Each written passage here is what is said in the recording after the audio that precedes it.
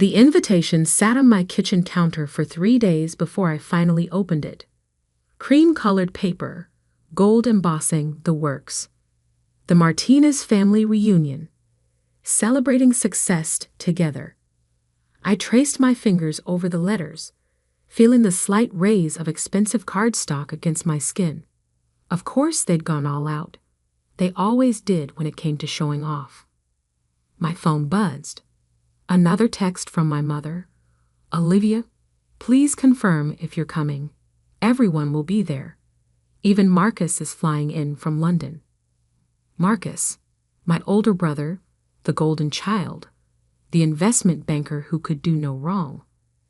The one who'd gotten a full ride to Stanford while I chose to drop out of college to pursue my tech startup dreams.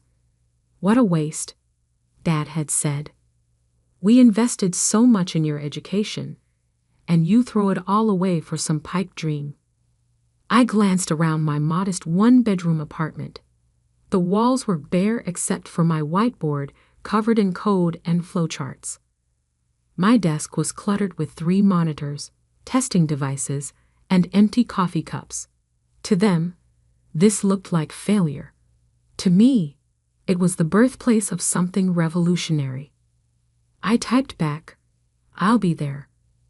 The reunion was being held at the Crimson, downtown's newest luxury hotel. From the 40th floor, you could see the entire city skyline, including the massive digital billboard that had just gone up on Wesley Tower. The one that would be lighting up with my company's name in exactly 4 hours. But they didn't know that. They didn't know anything about what I'd built over the past 5 years. As I got dressed for the reunion, I thought about the last family gathering. Christmas, 2 years ago.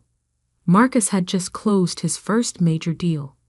Dad had brought out the expensive scotch, made a toast, to my son, carrying on the Martinez legacy of excellence.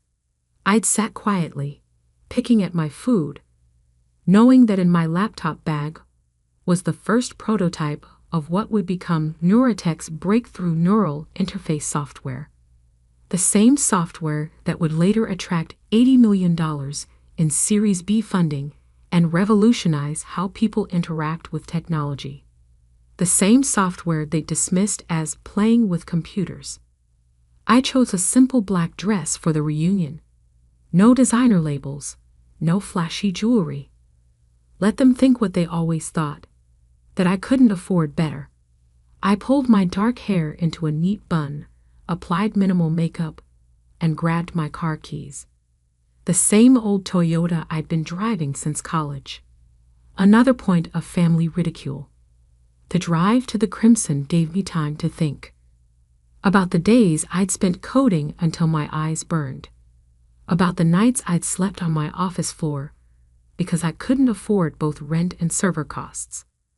About the investors who turned me down, one after another, until that breakthrough meeting with Sarah Blackwood at Venture Capital Partners. This is the most innovative interface design I've seen in a decade, she'd said, actually understanding what I'd built. We're in. All in. The hotel lobby was already buzzing with Martinez family members when I arrived. Cousins in designer suits, aunts dripping in jewelry, everyone competing to be the most successful, the most impressive. Olivia. My mother's voice carried across the marble floor. She air-kissed my cheek, her eyes doing their usual quick assessment of my appearance. We were worried you wouldn't make it. You're always so busy with your computer thing. My computer thing. The company valued at over $80 million. The technology that major tech publications were calling the future of human-computer interaction. But sure, my computer thing. Wouldn't miss it, I said, following her to the elevator. The 40th floor was even more opulent than I'd imagined. Floor-to-ceiling windows offered a panoramic view of the city.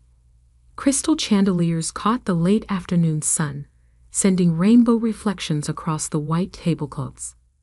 And there, through the western windows, stood Wesley Tower. The billboard was dark now, but in 3 hours and 27 minutes, everything would change. "Little sister." Marcus's voice boomed across the room. He strode over, expensive watch glinting, confidence oozing from every pore. "Still rocking the same dress from last year. Some things never change, huh?" I smiled, remembering the email I'd received that morning. The one confirming Neuratech's IPO date. The one predicting our stock would open at $150 per share. Some things do change, Marcus. More than you might think. Dad joined us, scotch in hand. Marcus just closed another major acquisition, $200 million in assets. That's how you build real wealth, Olivia. Not with, he waved his hand vaguely, websites or whatever it is you're doing.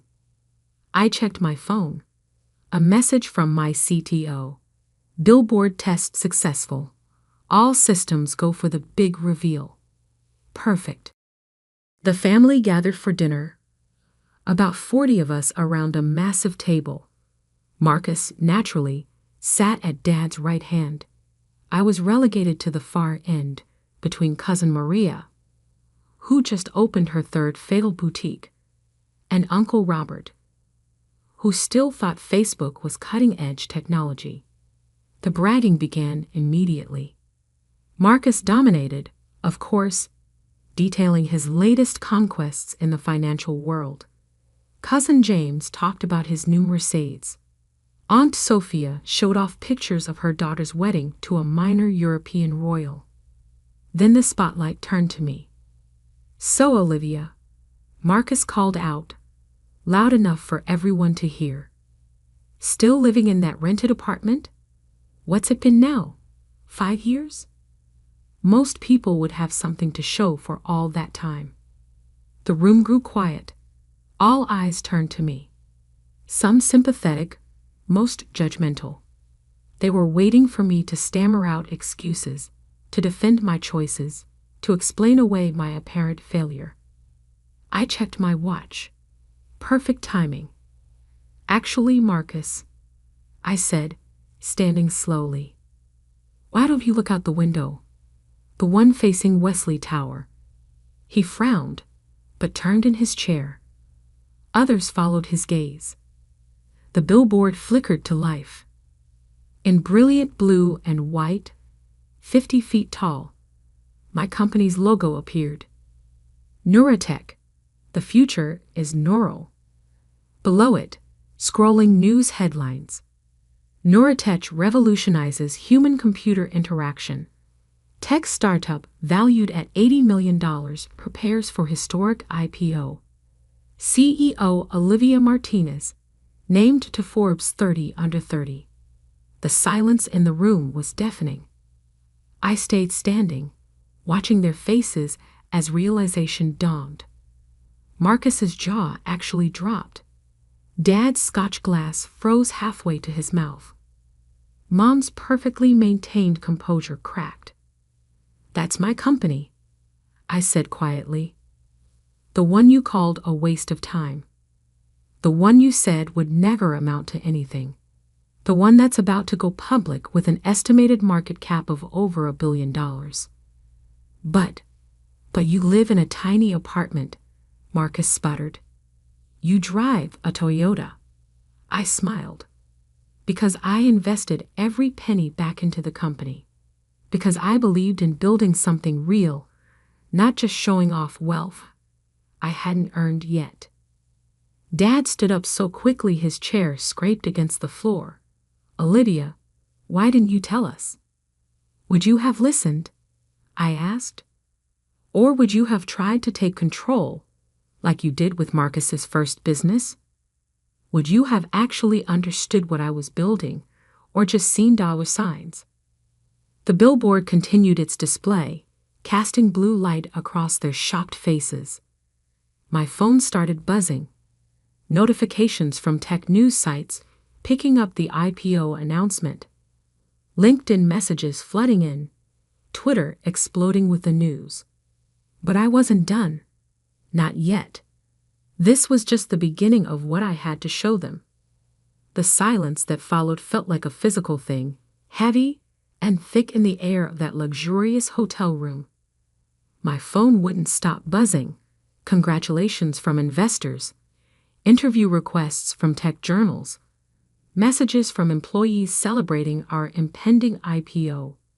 But my eyes were fixed on my family's faces, watching the spectrum of emotions play across them. Marcus recovered first, his banker's instincts kicking in. 80 million, he said, trying to sound casual but failing to hide the strain in his voice. That's impressive. But valuation isn't the same as actual revenue. How much are you really making? I pulled out my tablet, opened a file. Last quarter? 22 million in pure profit. This quarter's projections are even higher now that we've signed exclusive contracts with 3 major tech companies. I slid the tablet across the table. Feel free to verify the numbers. I know how much you love due diligence. He grabbed it, started scrolling frantically. Dad leaned over his shoulder, their heads close together as they examined the financial reports. I could see the moment they hit the projected IPO numbers. Both of their faces went pale. But you never said anything, Mom whispered from across the table. All these years we thought. You thought what you wanted to think. I cut in, keeping my voice level. You saw me working from a small apartment and assumed I was struggling. You saw me driving an old car and decided I was failing. Not once did any of you actually ask what I was building. Aunt Sophia cleared her throat. Darling, you can't blame us. Tech startups are so risky. Not like real estate or banking. I laughed, not bothering to hide the bitterness. Risky? Let's talk about risk. Let's talk about how Marcus's last 3 sure thing investments lost money. Or how Cousin James's hedge fund is under SEC investigation.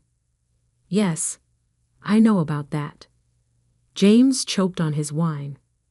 Or should we discuss Uncle Robert's failed attempt to expand his business overseas? The room grew even quieter, if that was possible. I took a risk, yes, but I did it smart.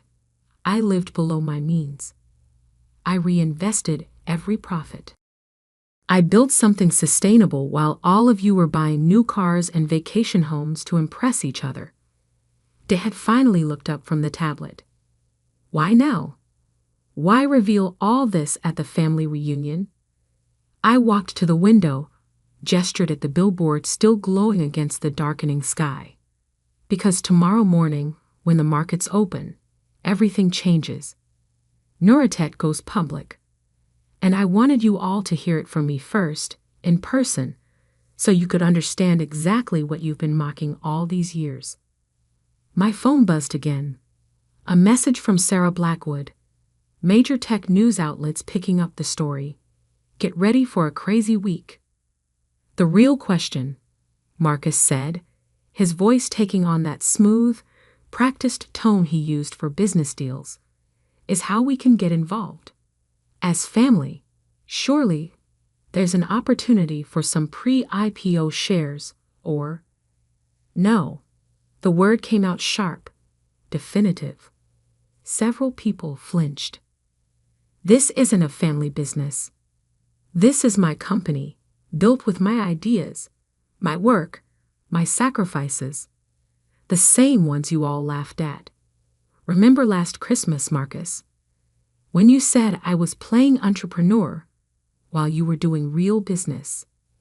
He had the grace to look embarrassed. Or you, Dad. When you told everyone at Thanksgiving that I was going through a phase and would eventually come to my senses and join Uncle Robert's company. Dad set down his scotch glass, hands not quite steady. Or you, Aunt Sophia. When you suggested I was hiding from real responsibility by starting my own business instead of getting married like your daughter. The room was so quiet you could hear the ice melting in the drinks. I pulled out my phone, opened my banking app. Would you like to know how much I'm worth right now, before the IPO, before the stock goes public? I turned the screen toward them. The number had 8 digits before the decimal point. Several people gasped. Cousin Maria actually dropped her fork. But that's not even the best part, I continued, switching to my email. Would you like to know who our biggest clients are? The companies that are already using Neurotech's interface systems. I started reading names. Major tech companies, Fortune 500 corporations, government contracts. With each name, I watched their expressions shift from shock to something else.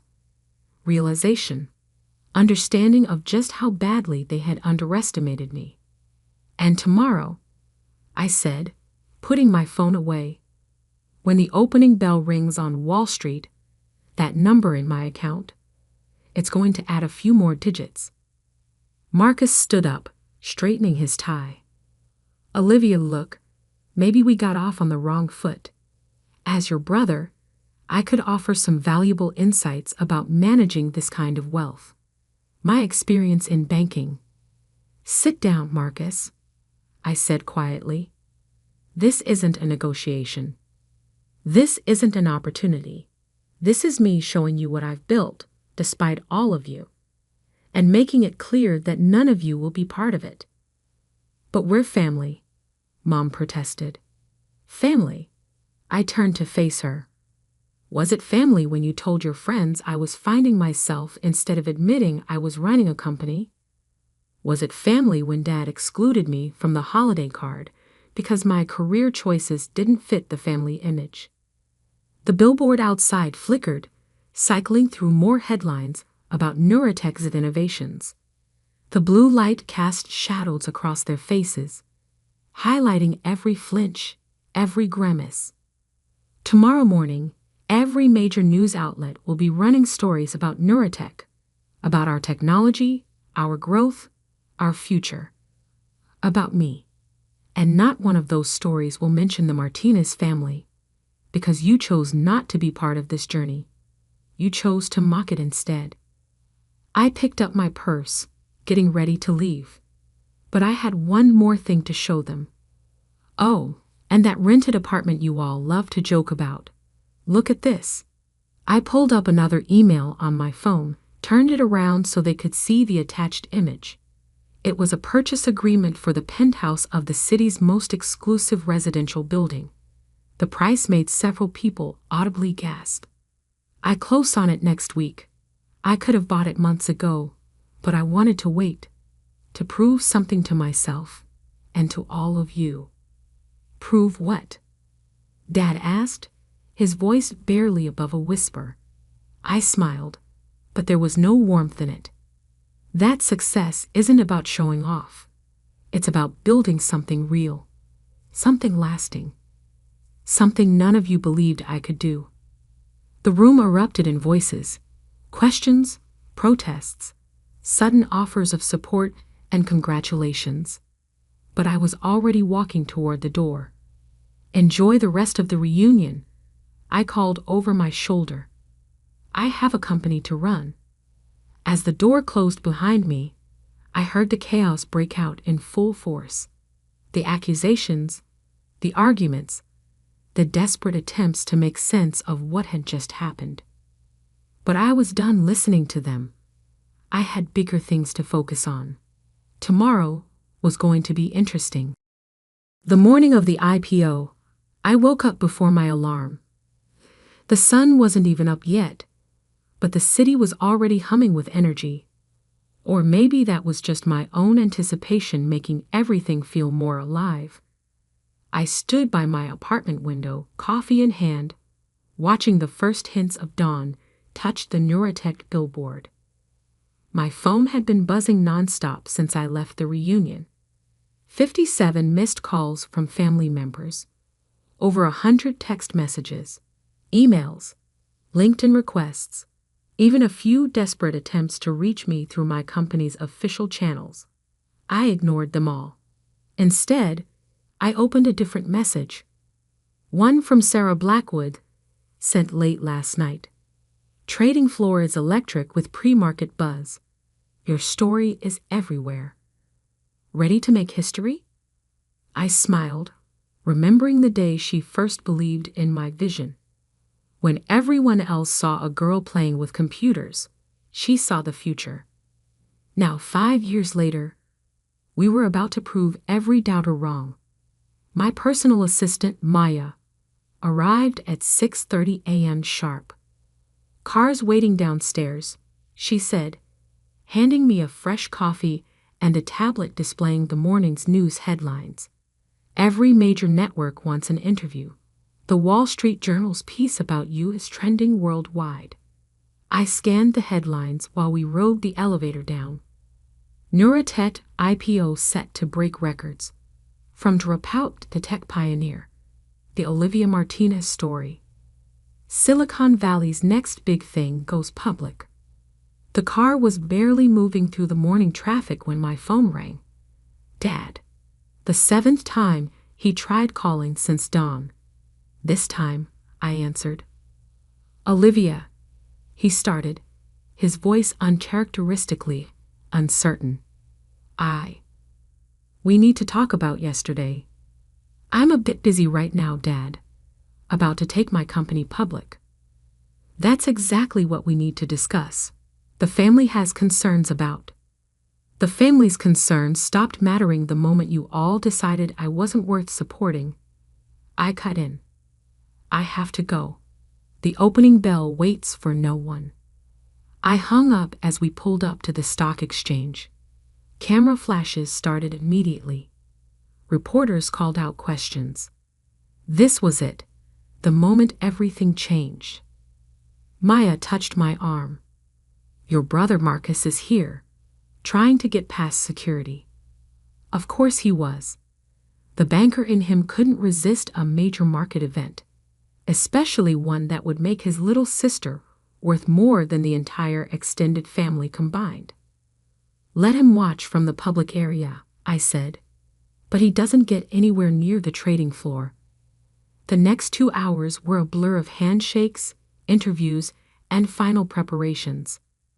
Then, at 9:29 a.m., I stood on the platform above the trading floor, the ceremonial bell in front of me. Screens everywhere showed Neurotech's logo, our ticker symbol ready to go live. My phone buzzed one last time. A text from Mom. Please, sweetheart. The family needs to be part of this. Your father's reputation. I turned off the phone. The countdown began. 10 seconds. I looked out over the crowded trading floor, spotted Marcus in the public viewing area, his face a mix of awe and barely concealed envy. 5 seconds. Somewhere in the crowd, I heard someone shout. That's her, the one they called a failure. 3, 2, 1. The bell rang.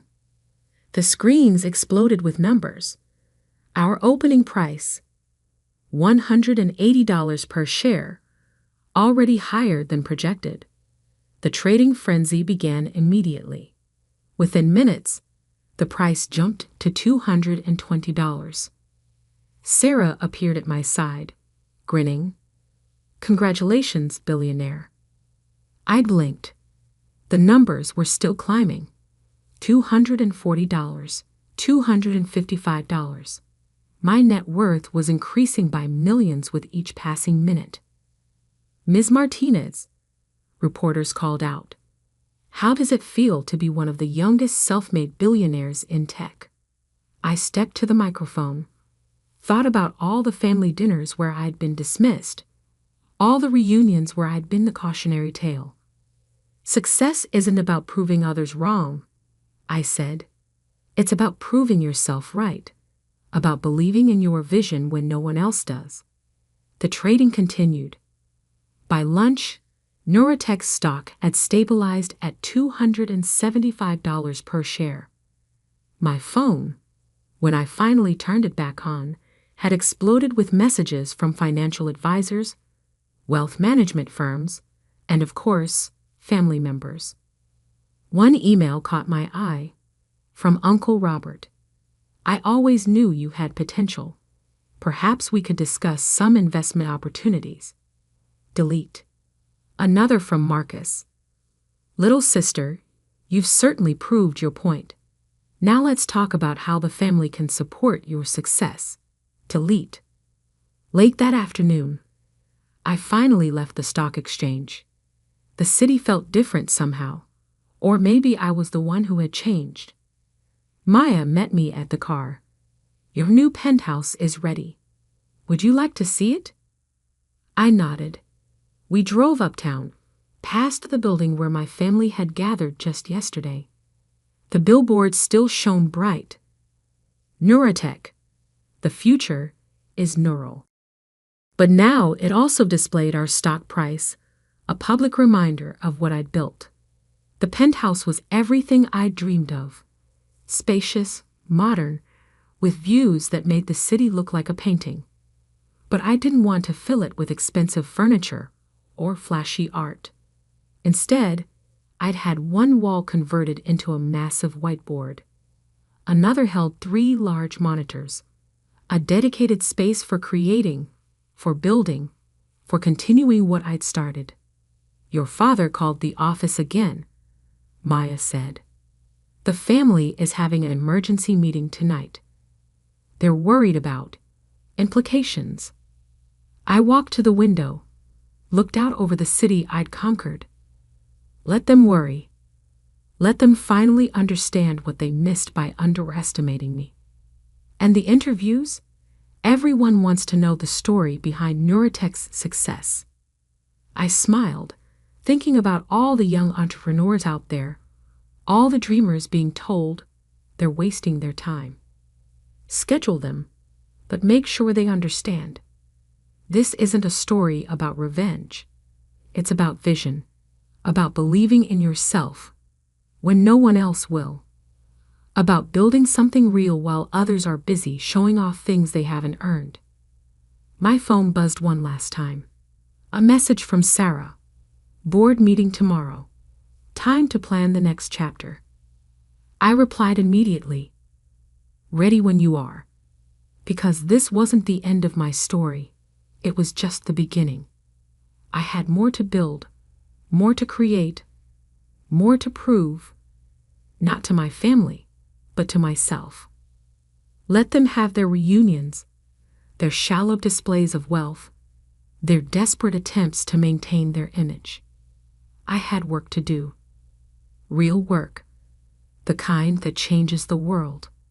And maybe, just maybe, the next time someone tells their daughter she's wasting her time chasing dreams, they'll remember my name. Remember the girl they called a failure. Remember what happens when you underestimate someone who refuses to give up. Remember that success doesn't always look like what you expect it to. Sometimes it looks like a quiet girl in a simple black dress, standing in a room full of people who thought they knew better, proving them all wrong with a single glance out the window. Sometimes it looks like me.